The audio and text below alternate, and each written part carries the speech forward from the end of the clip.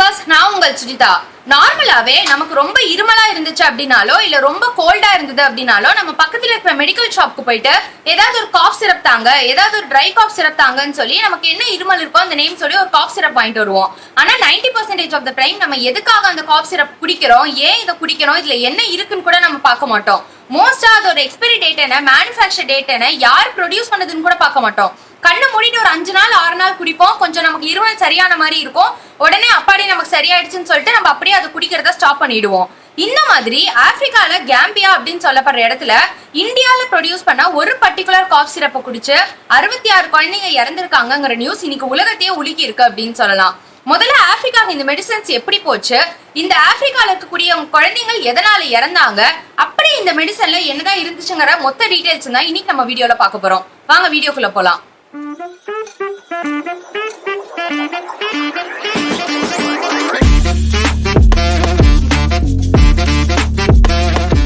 Africa எந்த அளவுக்கு ஒரு புவரான கண்ட்ரி, எந்த அளவுக்கு ஒரு மோசமான சிச்சுவேஷன்ல இருக்காங்கிறது நம்ம எல்லாருக்குமே நல்லா தெரியும். நார்மலாவே ஆப்பிரிக்கன்ஸ் அப்படின்னாலே அவங்களுக்கு கொஞ்சம் ஒரு லோ லெவல்ல இருக்கிற ஒரு கண்ட்ரி தான் நமக்கு தெரியும். சோ அப்படியும் வெஸ்ட் ஆப்பிரிக்கால கேம்பியா அப்படின்னு ஒரு இடம் இருக்கு. அதே இடம் இன்னுமே ரொம்ப புவரஸ்ட் அப்படின்னு சொல்லலாம். எந்த அளவுக்கு புவரா இருக்காங்க அப்படின்னா, இப்ப நம்ம ஊர்ல ஒரு கிராமத்துல ஹாஸ்பிட்டல் இல்ல அப்படின்னாலோ இல்ல நார்மலா ஒரு மெடிசன் ஃபெசிலிட்டி இல்ல அப்படின்னாலோ குறைஞ்சது ஒரு 10 கிலோமீட்டர் தள்ளியோ 20 கிலோமீட்டர் தள்ளியோ ஒரு பெரிய ஹாஸ்பிட்டல் இருக்கும். இல்ல 10 கிலோமீட்டர்ல ஒரு சிட்டி இருக்கும். அந்த சிட்டிக்குள்ள போயிட்டாங்கன்னா நிறைய ஹாஸ்பிட்டல்ஸ் இருக்கும். சோ அந்த ஒரு கிலோமீட்டர் கேப் தான் இருக்குமே தவிர பட் குறைஞ்சது மெடிசன் ஃபெசிலிட்டியோ இல்ல ஹாஸ்பிட்டல் ஃபெசிலிட்டியோ குறைஞ்சது அவங்களோட இடத்துல இருந்து ஒரு 30 கிலோமீட்டருக்குள்ள கண்டிப்பா கிடைச்சிரும். ஆனா இந்த அளவுக்கு கூட ஒரு மெடிசன் ஃபெசிலிட்டி இல்லாம, இந்த அளவுக்கு கூட ஹாஸ்பிட்டல்ஸ்க்கு எந்த ஒரு ஆக்சஸும் இல்லாம இருக்கிறவங்க தான் கேம்பியால இருக்கக்கூடிய பீப்புள்ஸ். நார்மலாவே ஆப்பிரிக்கால பெருசா மெடிசனோ இல்ல ஹாஸ்பிட்டலைசேஷனோ பெருசா இருக்காது. அதுலயும் இந்த கேம்பியா அப்படிங்கிற இடத்துல சுத்தமாவே கிடையாது அப்படின்னு சொல்லலாம். எந்த அளவுக்குன்னா உங்களுக்கு ஒரு நோய் வந்துச்சு அப்படின்னா கூட வேற ஏதாவது ஒரு ட்ரீட்மெண்ட் மூலமாவோ பக்கத்துல இருக்கக்கூடிய ஹெர்ப்ஸ் எல்லாம் பொறிச்சோ இந்த மாதிரி தான் அவங்க ட்ரீட்மெண்ட் பண்ணி சரி பண்ணிக்கணுமே தவிர அவங்களுக்கு மெடிசன் சப்ளை பண்றதுக்கோ இல்ல அவங்களுக்கு இம்போர்ட் பண்றதுக்கோ எந்தவித கண்ட்ரீஸுமே ரெடியா இல்ல. சோ இப்படி இருக்கக்கூடிய சிச்சுவேஷன்ல நார்மலா ஒரு பேசிக் லெவல்ல யோசிச்சு பாருங்க. எந்த ஒரு நாடா இருக்கட்டும் இல்ல எந்த ஒரு பிளேஸா இருக்கட்டும், நம்ம கிட்ட மெடிசன் இல்லைன்னா நம்ம கிட்ட இந்த மாதிரி ஒரு விஷயம் இல்லங்கிறப்போ வேற ஒரு நாட்டுல இருந்து அது ஃப்ரீயா தராங்க இல்ல வேற ஒரு நாட்டுல இருந்து அது ரொம்ப கம்மி விலைக்கு தராங்கிறப்போ ஆப்வியஸா அதை வாங்கதான் செய்வாங்க. அது என்ன, எப்படி இருக்கு, ஏன் இதை வாங்கணும்லாம் கண்டிப்பா யாருமே யோசிக்க மாட்டாங்க. அந்த மாதிரி கேம்பியால இருக்கக்கூடிய பீப்புள்ஸ்லாம் ரொம்ப ரொம்ப தாழ்மையான ஒரு சிச்சுவேஷன்ல இருக்கிறப்போ இந்தியால இருக்கக்கூடிய மெய்டன் பார்மசூட்டிகல்ஸ் அப்படின்னு ஒரு மிகப்பெரிய மெடிசன் கம்பெனி, இது ஹரியானால லொகேட் ஆயிருக்கு. இந்த கம்பெனி என்ன பண்றாங்க அப்படின்னா, நாங்க உங்களுக்கு மெடிசன் ப்ரொவைட் பண்றோம், இருக்கிறதுல ரொம்ப கம்மியான ரேட்டுக்கோ இல்ல ஆப்வியஸ்லி ஃப்ரீயாவே கூட நாங்க ப்ரொவைட் பண்றோம். பட் இந்த மெடிசன்ஸ்லாம் நீங்க கன்சியூம் பண்ணுங்க, முதல்ல உங்களுக்கு பாடி எப்படி இருக்குன்னு பார்க்கலாம் அப்படின்னு சொல்லி இந்த மாதிரி இவங்க நிறைய காஃப் சிரப் ஆகட்டும், நிறைய மெடிசன்ஸ் ஆகட்டும், இந்த மாதிரி ஏகப்பட்ட விஷயங்களை விற்க ஆரம்பிக்கிறாங்க. ஆப்பிரிக்கன்ஸும் வேற வழி இல்லாம இது எல்லாத்தையும் வாங்கிக்கிறாங்க. ஏன்னா அவங்களுக்கு இப்ப மெடிசனுக்கு வேற ஆக்சஸே கிடையாது. மெடிசனே இல்ல அப்படிங்கிற நிலைமைக்கு ஒரு மெடிசன் இருக்கு, நம்ம அதை கன்சியூம் பண்ணலாமே அப்படின்னு சொல்லி வாங்க ஆரம்பிக்கிறாங்க. சோ இப்படி வாங்கி அவங்க கன்சியூம் பண்ண ஆரம்பிக்கிறாங்க. முதல்ல ஒரு சில குழந்தைங்களுக்கு கோல்டு வர ஆரம்பிக்குது, காஃப் வர ஆரம்பிக்குது. அப்போ ஆப்வியஸா இந்த 4 மெடிசன்ஸையும் அவங்க கன்சியூம் பண்றாங்க. இது 4மே காஃப் சிரப், அதாவது நம்ம குடிக்கிற ஒரு சிரப் தான். நார்மலா நம்ம ஒரு 5 நாள் குடிப்போம், 10 நாள் குடிப்போம். சோ அந்த மாதிரி குழந்தைங்களும் 2-3 நாள் இதை கன்சியூம் பண்ணியிருந்திருக்காங்க. இதை தொடர்ந்து கன்சியூம் பண்ண ஆரம்பிச்சதுக்கு அப்புறமா ஒவ்வொரு குழந்தைக்கும் இன்னும் உடம்பு அதிகமா சரியில்லாம போக ஆரம்பிச்சிருக்கு. போய் வரிசையா கடகடன் ஹாஸ்பிட்டல் தேடி எங்கெங்கயோ அலையறாங்க. ஒவ்வொரு குழந்தையா உடம்பு சரியில்லாம போகுதா, அவங்களுக்கு அடுத்து என்ன பண்றதுன்னே தெரியல. ஏன்னா பக்கத்துல ஹாஸ்பிட்டல்ஸ் கிடையாது, அடுத்து இதுக்கு மாத்து மருந்துன்னு சொல்லி வேற எந்த மெடிசனுமே கிடையாது. என்ன பண்றதுன்னே தெரியாத ஒரு சிச்சுவேஷன்ல அங்க இருக்கக்கூடிய பேரண்ட்ஸ் எல்லாரும் தவிச்சிட்டு இருக்காங்க. இப்படி இருக்கிறப்போ ஒவ்வொரு குழந்தையா இறக்க ஆரம்பிக்குது.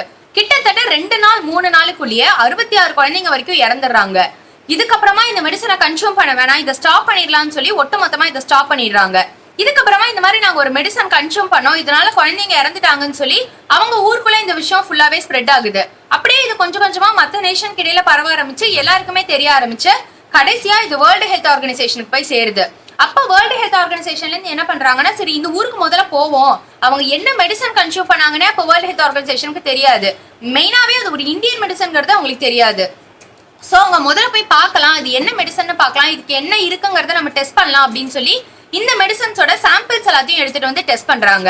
இப்படி டெஸ்ட் பண்ணதுக்கு அப்புறமா தான் அவங்க அந்த பிராண்டு, அந்த நேம், அதுல இருக்கக்கூடிய அந்த லோகோவாகட்டும், அவங்க நார்மலாவே ஒரு மெடிசன் கொடுக்குறாங்கன்னா மெடிசன் எங்க மேனுஃபேக்சர் பண்ணாங்கிற எல்லா டீடைல்ஸுமே அவங்க கொடுத்துருப்பாங்க. சோ அந்த மாதிரி டீடைல்ஸ் ஆகட்டும் இதெல்லாம் பார்த்து தான் ஃபைனலி இது ஒரு இந்தியன் கம்பெனி, இது இந்தியால லொகேட் ஆயிருக்கு அப்படிங்கறதே கண்டுபிடிக்கிறாங்க. இதை கண்டுபிடிச்சதுக்கு அப்புறமா இந்த மெடிசன்ஸோட ஃப்ரீ சாம்பிள்ஸ் எல்லாமே டெஸ்ட்டுக்கு போகுது. டெஸ்டிங் முடிச்சு வெளியில வரப்போ ரொம்ப ரொம்ப ஷாக்கிங்கான ஒரு விஷயத்த WHO சொல்றாங்க. அது என்ன அப்படின்னா, இவங்க ப்ரொடியூஸ் பண்ண இந்த பர்டிகுலர் காஃப் சிரப்ல ரொம்பவே அளவுக்கு அதிகமான டைஎத்திலீன் ஆல்கஹாலும் எத்திலீன் ஆல்கஹால்ங்கிற விஷயமும் இருக்கு அப்படின்னு சொல்றாங்க. நார்மலாவே டைஎத்திலீன் ஆல்கஹால் ஆகட்டும் எத்திலீன் ஆல்கஹால் ஆகட்டும் இந்த ரெண்டுமே நம்ம அதிகமா எங்க பார்ப்போம் அப்படின்னா, இந்த ஃபியூவலுக்கு யூஸ் பண்ற ஆயில்ஸ்லயும் இந்த பிரேக் கிளட்ச் இதெல்லாம் கண்ட்ரோல் பண்ற ஆயில்லையும் இது அதிகமா யூஸ் பண்ணுவாங்க.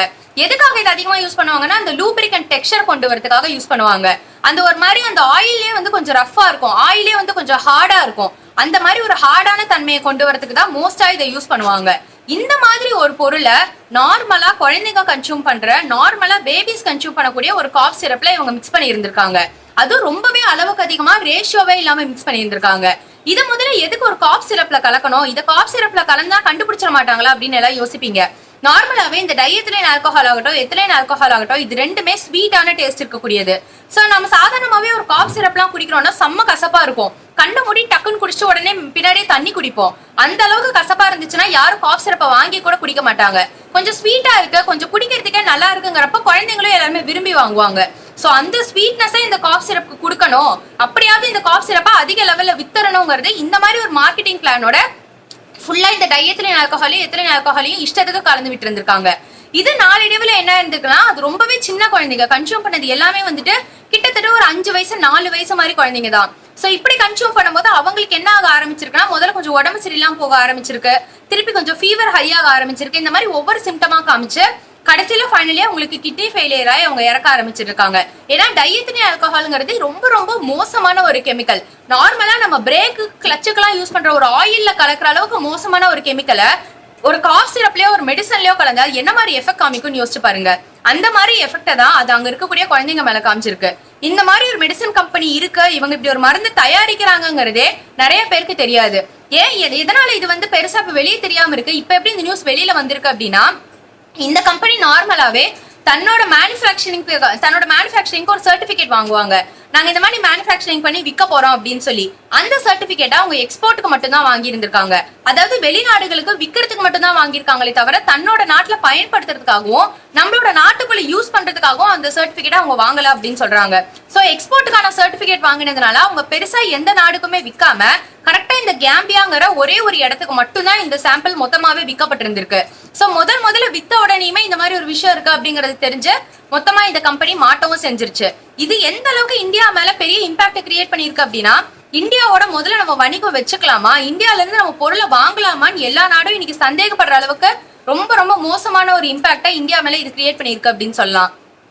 WHO என்ன சொல்லியிருக்காங்க அப்படின்னா, இப்போ வரைக்கும் அவங்க கிட்ட இருக்கக்கூடிய சாம்பிள்ஸ் தான் நாங்க வாங்கி டெஸ்ட் பண்ணிருக்கோம். இன்னும் நாங்க கம்பெனியில இருக்கக்கூடிய சாம்பிள்ஸ் எடுத்து டெஸ்ட் பண்ணல.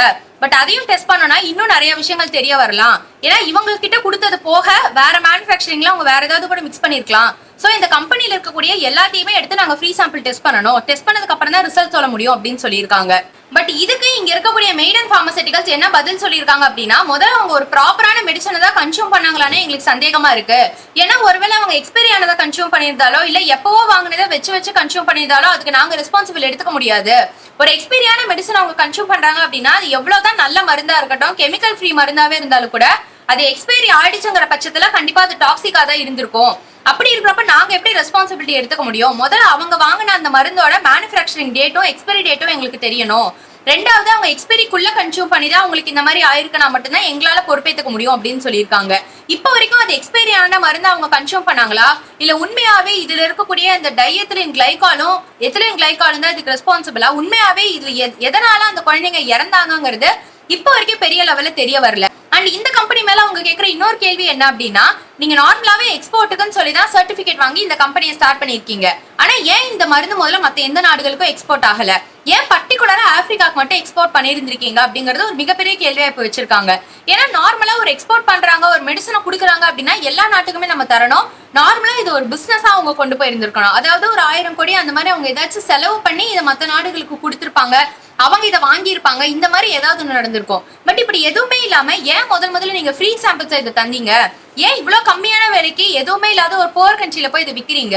இதுக்கான ரீசன் என்னன்னு சொல்லி இன்னைக்கு வரைக்கும் கொஸ்டின் கேட்டுட்டு இருக்காங்க. பட் இதுக்கும் இங்க இருக்கக்கூடிய பார்மசூட்டிகள் எந்த பதிலுமே இப்ப வரைக்கும் சொல்லல. இது எந்த அளவுக்கு ஒரு பெரிய இம்பாக்ட கிரியேட் பண்ணிருக்கு அப்படின்னா, இப்ப உலக நாடுகள் எல்லாமே முதல்ல இந்தியா கிட்ட ஒரு பொருள் வாங்குறது சேஃபா, இந்தியா முதல்ல ஒழுங்காதான் ஒரு பொருளை விற்கிறாங்களா இல்ல இல்லீகலா பிளாக் மார்க்கெட்டை விற்கிறாங்களான்னு சொல்லி எல்லாருமே இன்னைக்கு இந்தியாவை பார்த்து சந்தேகப்பட்ட ஒரு நிலைமையில நம்ம இருக்கோம். ஏன்னா இப்ப வரைக்கும் ஆப்பிரிக்காவுக்கு போன இந்த மருந்துகள் எல்லாமே ஃப்ரீ சாம்பிள்ஸா, லீகலா போன மருந்துகளா இல்ல இல்லீகலா பிளாக் மார்க்கெட்ல போன மருந்தானு இப்ப வரைக்கும் கண்டுபிடிக்க முடியல. அந்த அளவுக்கு ரொம்ப ஒரு மோசமான ரொம்ப ஒரு வர்ஸ்டான சிச்சுவேஷன் கிரியேட் ஆயிருக்கு.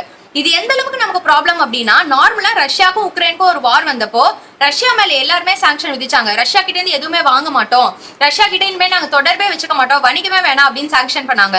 அப்படி சாங்ஷன் பண்ணப்போ ரஷ்யா தான் உலகத்தோட மேஜர் வீட் எக்ஸ்போர்ட்டர். கோதுமைங்கிறது ரஷ்யா தான் முதல் எல்லாருக்கும் கொடுத்துட்டு இருக்காங்க. அப்படி இருக்கிறப்ப அவங்க மேல சாங்ஷன் பண்ணதுக்கு அப்புறமா எல்லா நாடுகளும் இந்தியா மேல டிபெண்ட் பண்ண ஆரம்பிச்சாங்க. இந்தியா தான் எல்லா நாடுகளுக்கும் கோதுமை சப்ளை பண்ணாங்க, எல்லா நாடுகளுக்கும் வீட் சப்ளை பண்ணாங்க. ரஷ்யா இருந்த அந்த இடத்த கம்ப்ளீட்டா இந்தியா ஆக்குபை பண்ணி அந்த வேலையை பண்ணாங்க அப்படின்னு சொல்லலாம். அந்த அளவுக்கு உலக நாடுகள் எல்லாருக்கும் ஒரு மிகப்பெரிய எக்ஸ்போர்ட்டரா இருக்கிற இந்த கண்ட்ரி மேல இப்போ ஒரு மிகப்பெரிய கிளைம் வந்திருக்கு. நீங்க சேஃபான ஃபுட் தான் கொடுக்குறீங்களா, சேஃபான மெடிசன்ஸ் தான் கொடுக்குறீங்களாங்கிற ஒரு மிகப்பெரிய கேள்வியை இன்னைக்கு எல்லாருமே நம்ம மேல வைக்கிற ஒரு மோசமான சிச்சுவேஷன்ல நம்ம இருக்கோம் அப்படின்னு தெரிஞ்சுக்கோங்க. சோ இந்த இஷ்யூவை நீங்க எப்படி பாக்குறீங்க?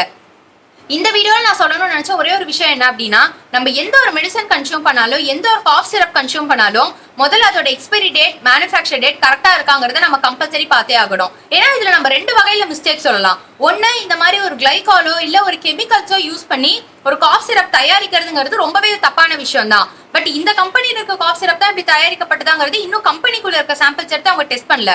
இப்போ வரைக்கும் ஆப்பிரிக்கால இருக்கிற சாம்பிள்ஸ் மட்டும் தான் டெஸ்ட் பண்ணி முடிச்சிருக்காங்க. சோ இப்படிதான் இந்த கம்பெனி கிரியேட் பண்ணாங்களாங்கிறது நமக்கு ஒழுங்கா தெரியாது. எப்படி இருந்தாலும் ஒரு கெமிக்கல்ஸ் ஒரு காஃப் சிரப்லயோ இல்ல டேப்லெட்லயோ இருக்கு அப்படிங்கிறது ஒரு மிகப்பெரிய ப்ராப்ளமேட்டிக்கான விஷயம். அதை விட ப்ராப்ளமேட்டிக்கான விஷயம், அது என்ன மருந்துனே தெரியாம நம்ம கண்ணை மூட்டிட்டு சாப்பிடுறது. அதுல எக்ஸ்பைரி டேட் இருக்கா, இந்த மருந்து எக்ஸ்பைரி ஆயிடுச்சா, இந்த மருந்து முதல்ல சாப்பிடலாமா, எதையுமே யோசிக்காம டாக்டரே எழுதி கொடுத்துட்டாருப்பா அப்படின்னு சொல்லி எதை கொடுத்தாலும் நம்ம கன்சியூம் பண்றது. இப்படி நம்ம எதுவுமே தெரியாம இருக்கிறதுனால, எந்த அவேர்னஸும் இல்லாம இருக்கிறதுனாலதான் நம்மள ரொம்பவே ஈஸியா ஏமாத்த ட்ரை பண்றாங்க. அது நம்மளா இருந்தாலும் சரி, ஆப்பிரிக்காவா இருந்தாலும் சரி, யூரோப்பியன் நேஷன்ஸா இருந்தாலும் சரி, ஏமாற்றம் யாருக்கு நடந்தாலும் அது ஏமாற்றம் தான், இழப்பு யாருக்கு நடந்தாலும் ஒரு இழப்பு தான். ஏன்னா இன்னைக்கு அங்க நடந்தது நமக்கு நடக்காதுன்னு நம்மளால சொல்ல முடியாது. ஏன்னா இன்னைக்கு நம்ம நாட்டிலேயே நிறைய பேர் எக்ஸ்பைரி டேட் பார்க்க மாட்டாங்க, மேனுஃபேக்சர் டேட் பார்க்க மாட்டாங்க, மெடிசன் கையில கிடைச்சிருச்சுன்னா உடனே எடுத்து வாயில போடுற பர்சன்ஸா இருந்துட்டு இருக்காங்க. இப்படி இருக்கிறப்ப நம்ம யாரையுமே போய் தட்டி கேள்வி கேட்க முடியாது. நீங்க பார்க்காம சாப்பிட்டதுக்கு நான் ஒன்றும் பண்ண முடியாதுன்னு சிம்பிளா ஒரு ஆன்சர் சொல்லிட்டு போயிடுவாங்க. சோ நீங்க நெக்ஸ்ட் டைம் ஒரு மெடிசன் கன்சியூம் பண்றீங்க, இல்ல எந்த ஒரு விஷயம் சாப்பிடுறீங்க, ஒரு ஃபுட்டா இருக்கட்டும், மெடிசனா இருக்கட்டும், அதுல இருக்கக்கூடிய எக்ஸ்பைரி டேட், மேனுஃபேக்சர் டேட், இது முதல்ல சாப்பிடலாமா, இதுல என்னென்ன இன்கிரீடியன்ஸ் இருக்குன்னு எல்லாத்தையுமே பார்த்துட்டு சாப்பிட ஆரம்பிங்க. நீங்க அவேரா இருந்தா மட்டும்தான் உங்களால காப்பாத்திக்க முடியும் அப்படின்னு தெரிஞ்சுக்கோங்க. அதுக்கு ஒரு மிகப்பெரிய எக்ஸாம்பிள் தான் இப்ப ஆப்பிரிக்கால நடந்திருக்கிற இந்த ஒரு இன்சிடென்ட். கிட்டத்தட்ட 66 சின்ன குழந்தைங்க, எல்லாம் 4 வயசு 5 வயசு குழந்தைங்க இன்னைக்கு இறந்துருந்திருக்காங்க. இந்த ஒட்டுமொத்த இஷ்யூ பத்தி நீங்க என்ன நினைக்கிறீங்க? ஒரு மெடிசனை தப்பா ப்ரொடியூஸ் பண்ற ஒரு மெடிசன் கம்பெனி மேல தப்பு இருக்கா, இல்ல அந்த மெடிசன்ல என்ன இருக்குன்னு கூட பார்க்காம கன்சியூம் பண்ற நம்ம மேல தப்பு இருக்கா? இந்த ஒட்டுமொத்த இன்சிடென்ட் பத்தி நீங்க என்ன நினைக்கிறீங்கிற உங்களோட தாட்ஸா மறக்காம கமெண்ட் செக்ஷன் லீவ் பண்ணுங்க.